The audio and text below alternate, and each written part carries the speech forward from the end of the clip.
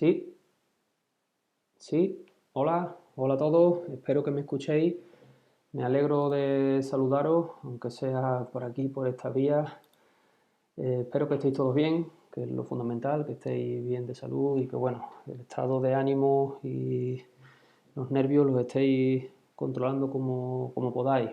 Sé que estáis en una situación un poco incómoda, pero bueno, por deciros algo, que entendáis que también lo es para todos los profesores, porque la verdad es que hacer una enseñanza o impartir una enseñanza así pues es nuevo para todos o para casi todos y bueno, pues trataremos de adaptarnos lo mejor posible y eso es lo que pretendo, facilitaros en la medida de mis posibilidades pues el trabajo de cara a esta tercera evaluación. Como digo, mucho ánimo y vamos a comenzar o continuar la asignatura de Fundamentos de Administración y Gestión con la unidad 6. Acordaros que la unidad 5 fue la última que impartimos antes de irnos al confinamiento y antes de que terminara la segunda evaluación, nos viniéramos de vacaciones. Y hoy pues vamos a trabajar la unidad 6. La tercera evaluación consta de tres unidades, la 6, la 7 y la 8. Esta unidad 6 nos va a ocupar todo el mes de abril, como habréis visto en las instrucciones. Así que vamos a por ella. Es el área que se dedica a las inversiones y las financiaciones en la empresa. Con ella lo que pretendemos es que determinemos cuál es la inversión que va a necesitar una empresa y qué tipos de herramientas puede utilizar esa empresa para poder financiarse, ¿no? ¿Qué alternativas de financiación tiene? Además vamos a ver también la viabilidad de un proyecto de inversión, para lo cual realizaremos unos cálculos al final de la unidad y finalmente pues comprobaremos si esas fuentes de financiación son las idóneas para poner en marcha la idea de negocio que tengamos.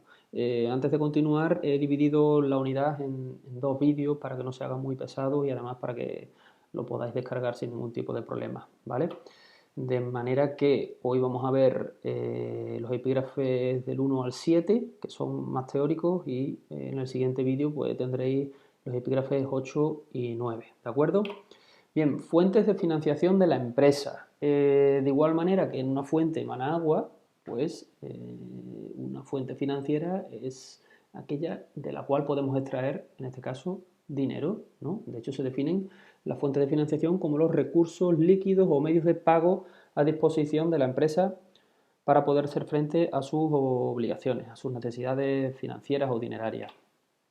¿Cómo clasificamos esos recursos financieros? Pues se pueden clasificar de muchas formas, consultas algunos manuales y solo hacen dos clasificaciones, consultas otros hacen cuatro clasificaciones, incluso hasta más. Nosotros vamos a ver cuatro criterios de clasificación de estos recursos financieros, de estas fuentes de financiación, de esta manera de obtener dinero que tienen las empresas, pero vais a ver como más de una se solapa, ¿no? Se pisa, puede aparecer la misma fuente de financiación en una clasificación u otra en base al criterio que estemos adoptando en cada momento. De hecho, si nos atenemos al plazo de devolución, que es el primer criterio que tenéis en pantalla, pues podemos clasificar la fuente de financiación a corto plazo, si la tenemos que devolver antes de que transcurra un ejercicio económico, un año, como por ejemplo son las deudas que tengamos con los proveedores, que le hemos dejado a deber, que se llama crédito comercial, y la fuente de financiación a largo plazo, aquellas que tenemos la posibilidad de devolverla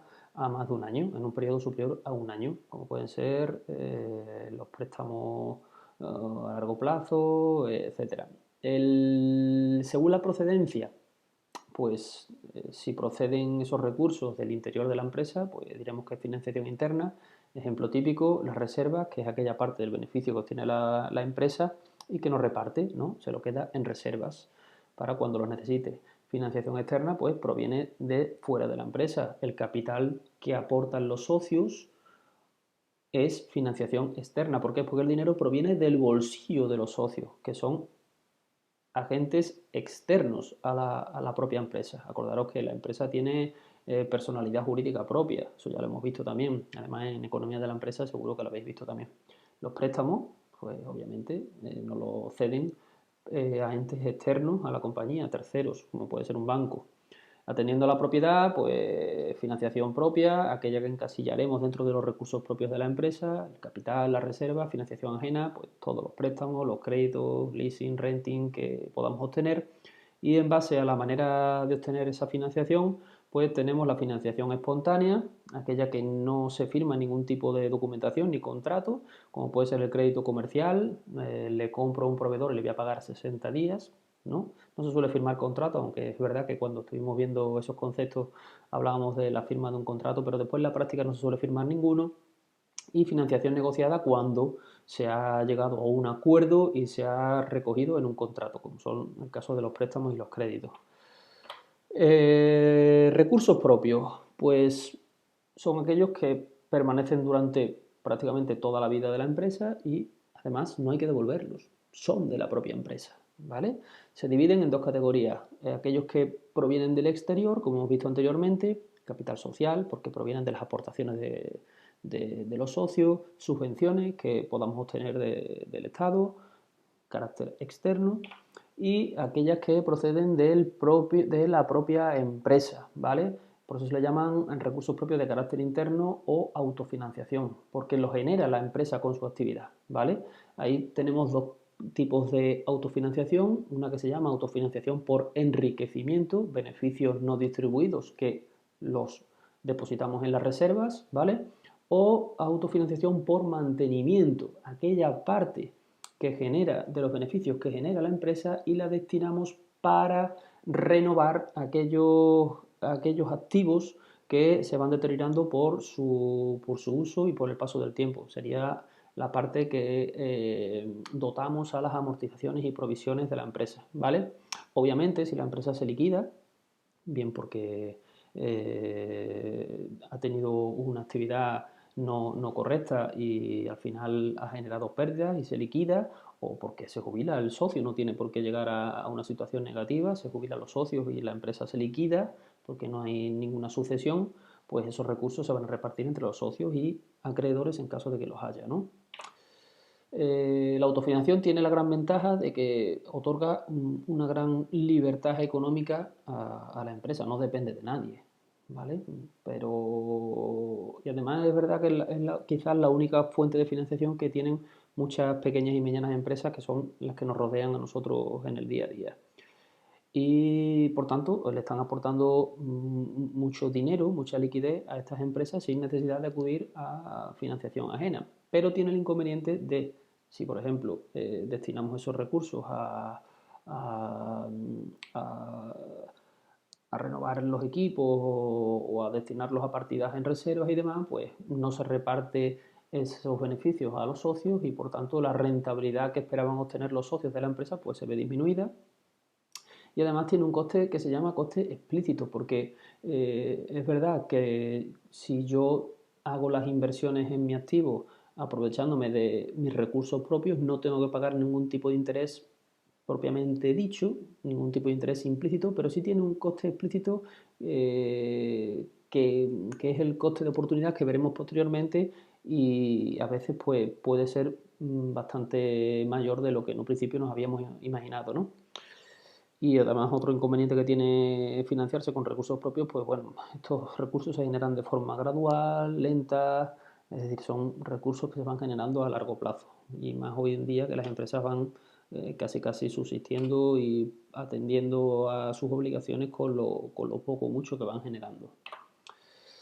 Como hemos hecho antes mención a los dividendos, hablo de ellos ahora porque los dividendos son aquella parte de los beneficios que obtiene una empresa y que se reparte a los socios en función del porcentaje de propiedad que tenga cada uno de ellos en el capital de la empresa. No es obligatorio que la empresa reparte dividendos, sí suele ser una práctica habitual, sobre todo en las grandes empresas. Aunque, como he dicho anteriormente, si la empresa finalmente destina esos beneficios a dotar cantidades a reservas o a amortizaciones y provisiones, pues obviamente el dividendo de los accionistas pues se verá reducido o incluso puede ser inexistente durante muchos años y por tanto reduce la rentabilidad que esperan obtener los socios de la empresa.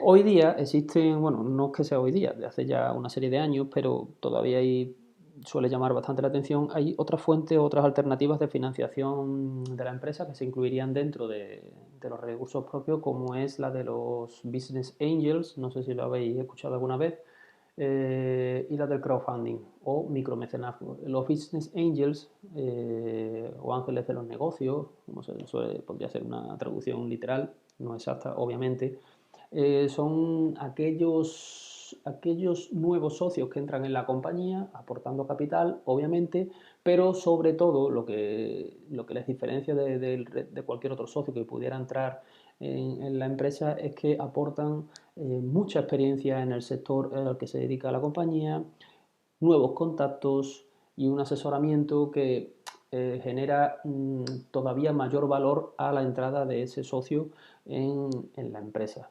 El crowdfunding, por otro lado, suele ser una manera de financiarse que tienen sobre todo las startups, como se suelen llamar, o las nuevas empresas de creación, sobre todo de sectores tecnológicos, aunque ya no tanto, no tiene por qué ser en sectores tecnológicos, sí suele ser en empresas de nueva creación.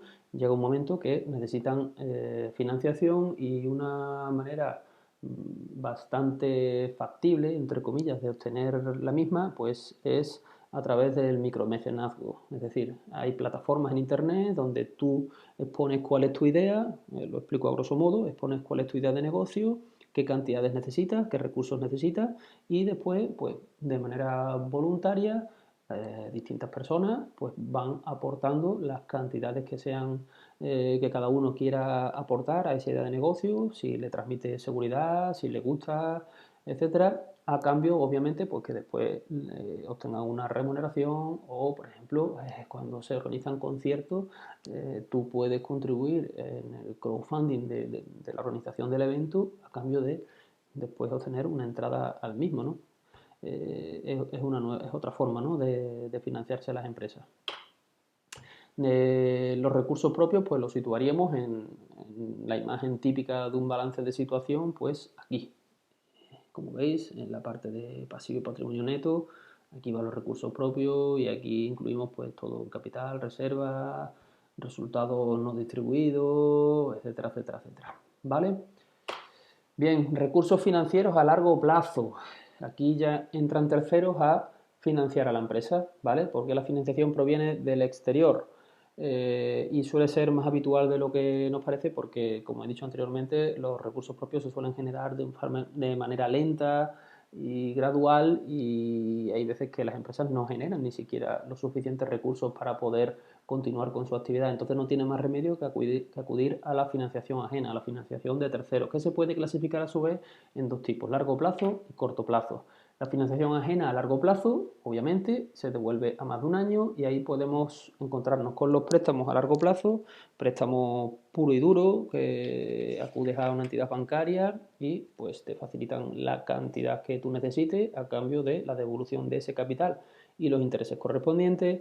Es un préstamo, como lo solemos conocer, ¿no? Después tenemos los empréstitos, que es otra manera que tienen de financiarse las empresas, que son títulos de crédito, ¿vale? Que emiten sobre todo grandes empresas y que esos títulos de crédito, que se pueden a su vez materializar en obligaciones, bonos, pagarés de empresas, los compran particulares a cambio de un tipo de interés previamente pactado. Cuando llega el vencimiento, la empresa está obligada a devolverle el dinero a los particulares y el interés que pactaron en un principio. Como digo, esta forma de financiación se da sobre todo en grandes compañías, ¿vale? Una pyme o una micropyme no puede emitir ningún tipo de bono, obligación o pagaré de empresa, ¿no? En este caso es el particular el que está haciendo de banco a la empresa, entre comillas. Otras formas más conocidas y utilizadas, y ahí sí entra cualquier pyme, micropyme, gran empresa, es la fórmula de los leasing y los renting. Prácticamente son lo mismo, pero se diferencian en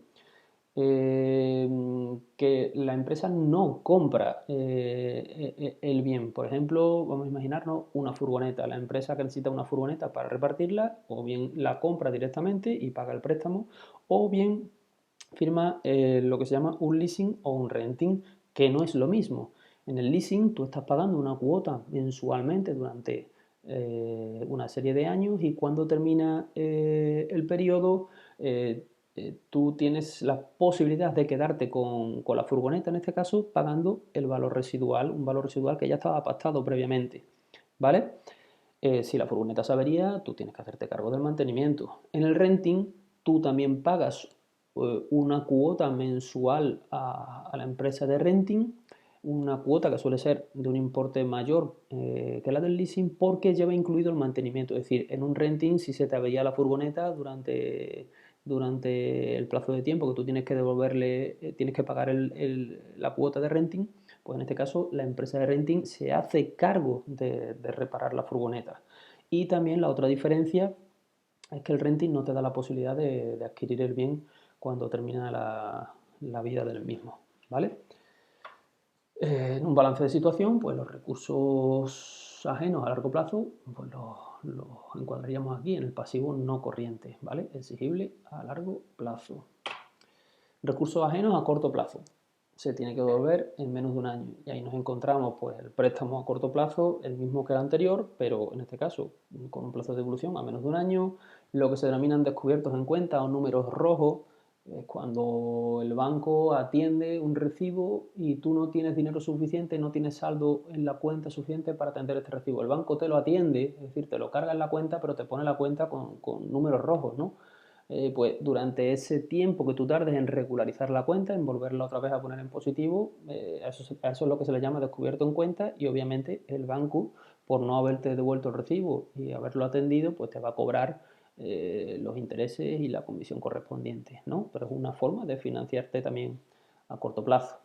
El crédito comercial, cuando yo compro mercadería a un proveedor y el proveedor me da la posibilidad de pagarle esa mercadería a 60 días o a 30 días o a 15 días o a 90 días, ¿no? Pues ese periodo de tiempo es el crédito que me está dando a mí mi proveedor para yo devolverle lo que le debo. Se le llama crédito comercial. También sabéis que esos créditos comerciales se suelen formalizar a través del pago de un pagaré, que ya lo hemos visto en unidades anteriores, y que ese pagaré, si el proveedor, una vez que lo recibe, necesita hacerlo dinero, hacerlo efectivo, puede acudir a su vez a el banco y el banco lo que hace es que le anticipa el importe del pagaré a cambio también de unos intereses y de una comisión. Eso sería el descuento de efectos, ¿vale? El anticipo de la cantidad que aparezca en el pagaré eh, a cambio de intereses y comisiones, ¿vale? Si viene devuelto el pagaré, pues entonces el cliente se tiene que hacer cargo de atenderlo, es decir, el banco en este caso no asume ningún riesgo, ¿no?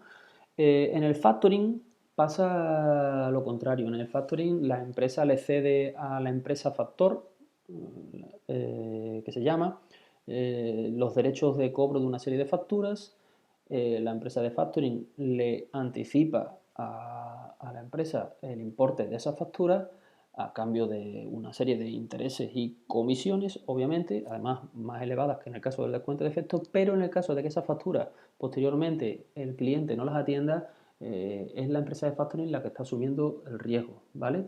Y el confirming, pues, es una herramienta muy utilizada también, pero sirve más que nada para pagar facturas, ¿no? Para gestionar los pagos a nuestros proveedores.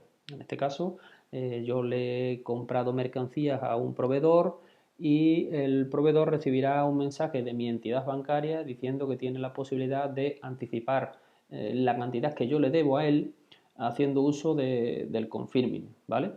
Y entonces, pues, digamos que las dos partes pues se ven satisfechas. Yo porque no tengo que atender el crédito, ya lo va a atender mi entidad bancaria a cambio de una serie de intereses y comisiones que me va a cobrar a mí y mi proveedor tiene la posibilidad de anticipar el cobro de esa cantidad que yo le debo a cambio también de intereses y comisiones. Como veis, están las entidades bancarias siempre intermediando y son las que mayor tajada van sacando de todo este tipo de operaciones porque van cobrando tanto a una parte como a otra de la operación.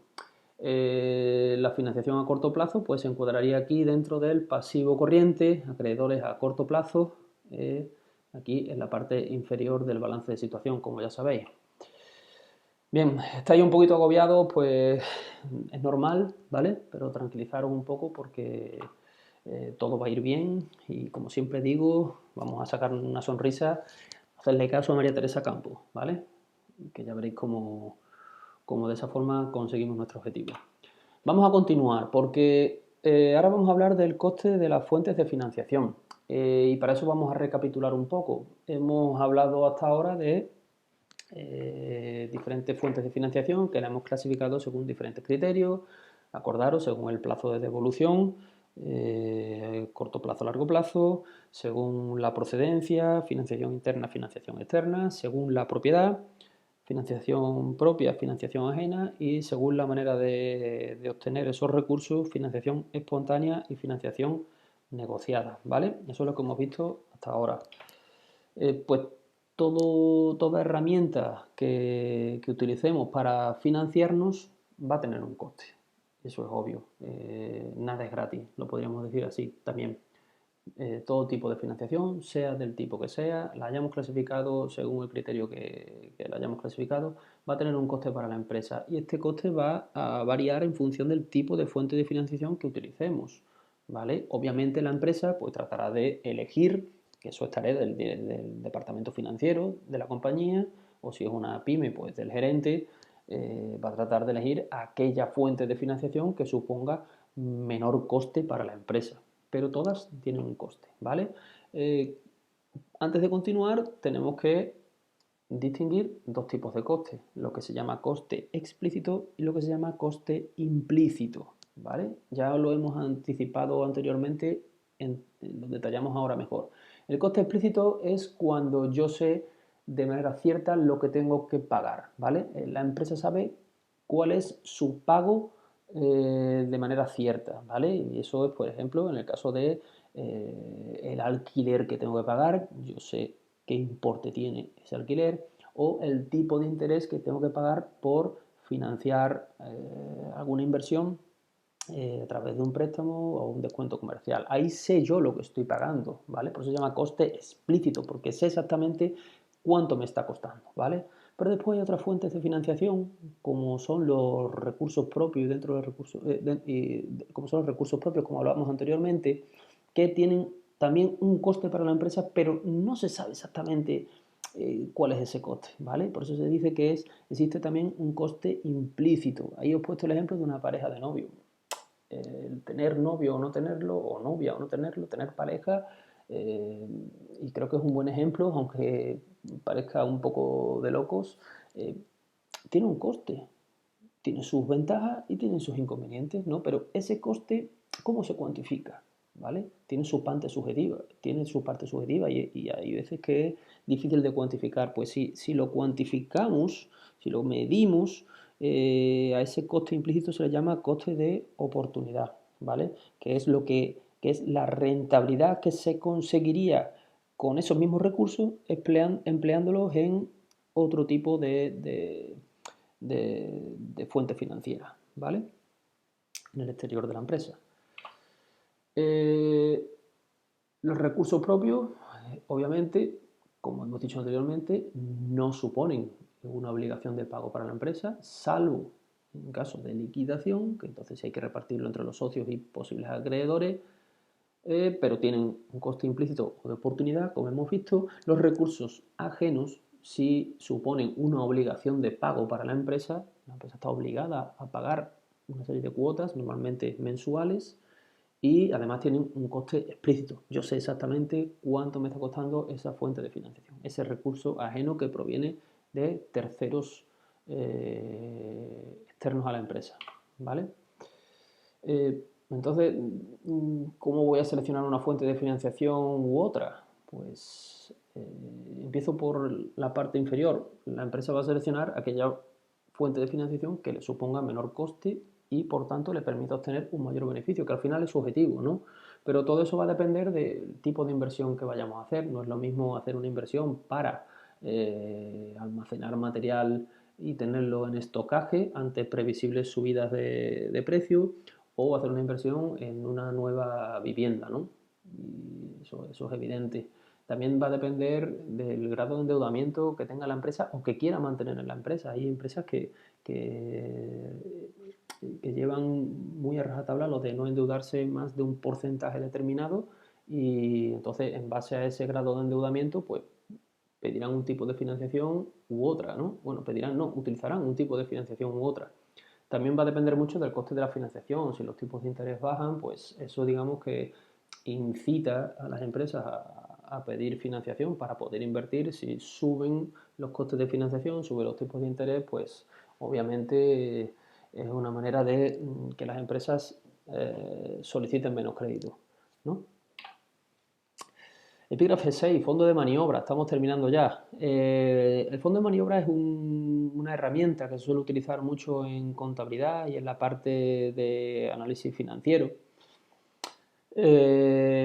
que la extraemos de la propia contabilidad de la empresa, ¿no? Si tenemos ahí delante de nuestra lo que es el balance de situación típico de una empresa, muy simplificado obviamente, vemos el activo formado por las inversiones de la empresa, es decir, donde la empresa invierte, que se clasifica de menor a mayor liquidez, como sabéis, en activo no corriente y activo corriente, y después de cada una de esas masas patrimoniales hay subgrupos, como ya sabéis y hemos visto en clase, y en la parte derecha del balance de situación tenemos el patrimonio neto y el pasivo, que se clasifica de menor a mayor exigibilidad, y obviamente los menos exigibles son los recursos propios o fondos propios, también llamados patrimonio neto, en la parte superior, y conforme estamos obligados a devolverlos antes, pues tenemos el pasivo no corriente, deudas a largo plazo, y pasivo corriente, deudas a corto plazo. Es en definitiva cómo se financia la empresa, de dónde obtiene el dinero de la empresa para poder invertirlo en el activo, ¿no? Pues el fondo de maniobra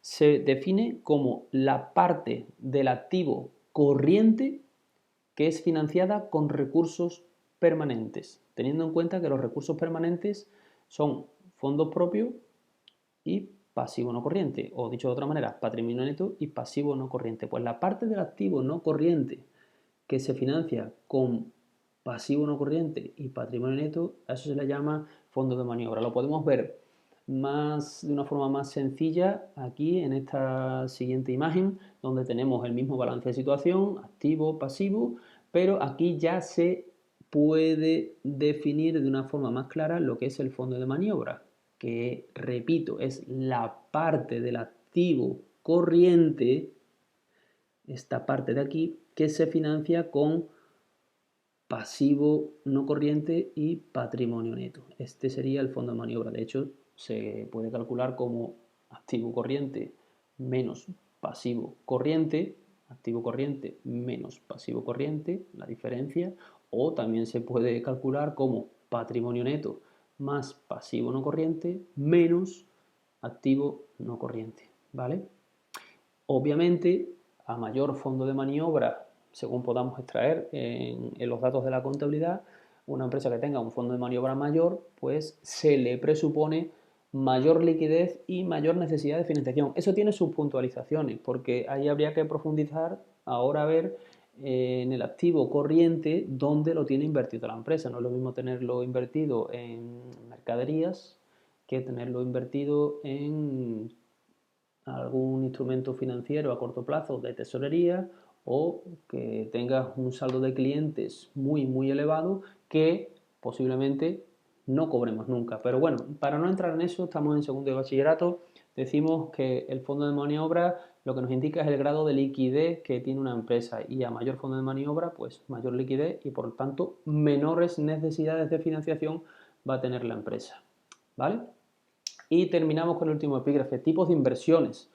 Estamos aquí hablando de inversiones, que si la empresa hace una serie de inversiones, pero ¿qué es una inversión y por qué invierten las empresas, ¿no?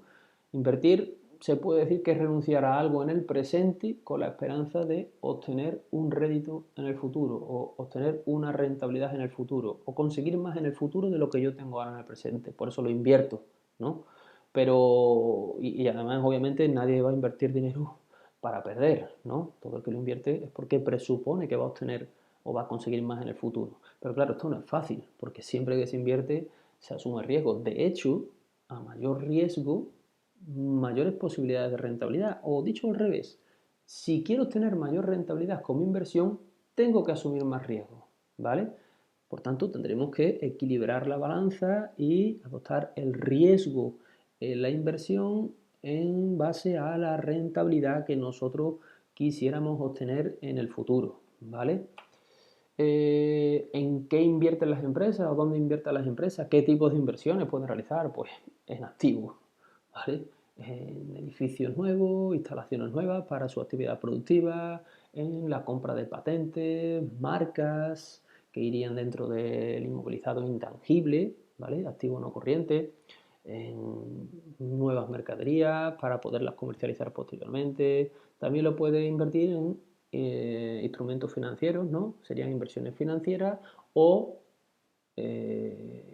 en capital humano. Desgraciadamente no todas las empresas invierten en capital humano cuando hay muchas teorías que dicen que la inversión en capital humano, en el personal de la empresa, invertir en formar, en capacitar a tus empleados, pues al final a largo plazo redunda en una mayor rentabilidad de tu compañía, ¿no?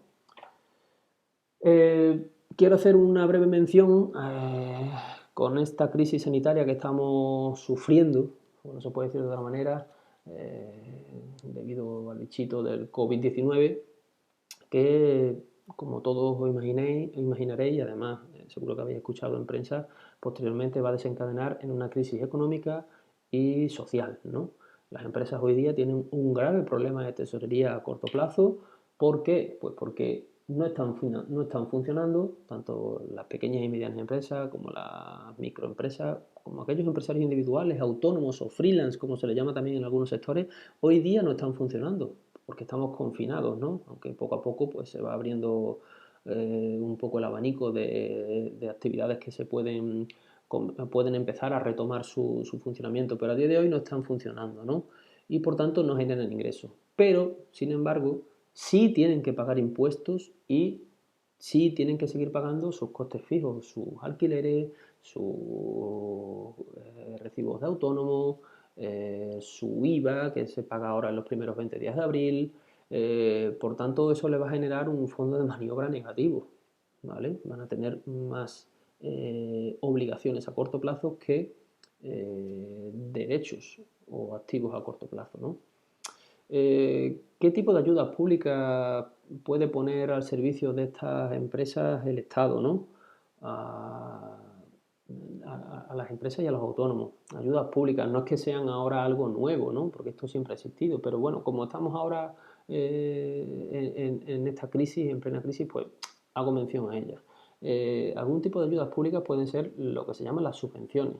Una subvención es una manera de financiarse a fondo perdido que se llama. ¿Por qué? Porque cuando a ti te conceden una subvención, tú no estás obligado a devolverla, ¿vale? Por tanto, va a entrar en tus recursos propios aumentándolo, ¿vale? Aumenta el recurso propio de las empresas, que eso está muy bien, pero ¿qué ocurre? El dinero no cae del cielo. Ese dinero proviene de las arcas del Estado y por tanto, al igual que aumenta los recursos propios de las empresas, aumenta el gasto público, ¿vale? Un gasto público que en un país como el nuestro alcanza un nivel de endeudamiento del 95,5% del Producto Interior Bruto. Es decir, de todo lo que se produce en España, el 95,5% lo debemos, ¿vale? Es decir, España es un país súper endeudado. Claro, si te endeudas más porque estás aumentando tu gasto público, pues obviamente tienes que recaudar más dinero. ¿Cómo lo recaudas? Pues subiendo impuestos.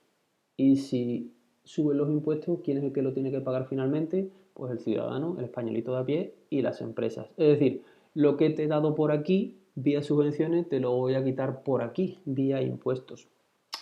No me gusta, ¿vale? Opinión personal, pero sí que es verdad que es una herramienta. También lo estoy todo enfocando a la crisis que estamos viviendo a día de hoy, ¿no? En una economía plena, con equilibrio presupuestario, pues entonces, obviamente este tipo de herramientas son muy útiles, pero quizás ahora no son las más apropiadas. Otras que están ahora muy en boca son las líneas ICO. El ICO es el Instituto de Crédito Oficial, que es un dinero que ofrece este organismo a los bancos comerciales para que estos a su vez lo presten a las empresas en unas condiciones que se dicen créditos blandos, ¿no? En unas condiciones con tipos de interés muy bajos, etcétera, etcétera, etcétera. Pero la pregunta sería la siguiente: ¿qué empresa va a pedir ahora un préstamo si no puede pagarlo? Si tengo el negocio cerrado, si no genero nada, ¿cómo voy a pagar este tipo de financiación por muy buenas condiciones que me ofrezcan? Otra de las alternativas que se está planteando es ampliar los plazos de los pagos, ¿no? Es decir, yo tengo que atender estas obligaciones a día de hoy, pues nos van a facilitar atenderlas dentro de 4 meses o dentro de 6 meses, pero al final nos encontramos el problema dentro de un periodo de tiempo. Es decir, estamos dándole una patada hacia adelante al problema y quizás tampoco sea la mejor alternativa, ¿vale? Bonificaciones a las cuotas de la seguridad social, incentivos fiscales, por ahí creo yo que debería de ir un poco la historia, ¿no? En definitiva, lo que sí habría que hacer es quizás exonerar de esas obligaciones a las empresas y autónomos. Exonerar quiere decir eliminar esas obligaciones y cuando todo esto acabe, pues empezar de cero, ¿no? Porque aplazarlo es una solución ahora a corto plazo, pero cuando todo esto termine, la maquinaria va a tardar tiempo en empezar a funcionar, eso es evidente, y el problema se lo van a encontrar dentro de 6 meses, ¿no? Y nada más, hasta aquí el vídeo de hoy. Espero que nos haya resultado muy pesado. Después veréis otro vídeo donde ya vamos a trabajar los dos últimos epígrafes de la unidad. Cualquier duda me la podéis enviar por correo electrónico. Muchas gracias. Hasta la próxima.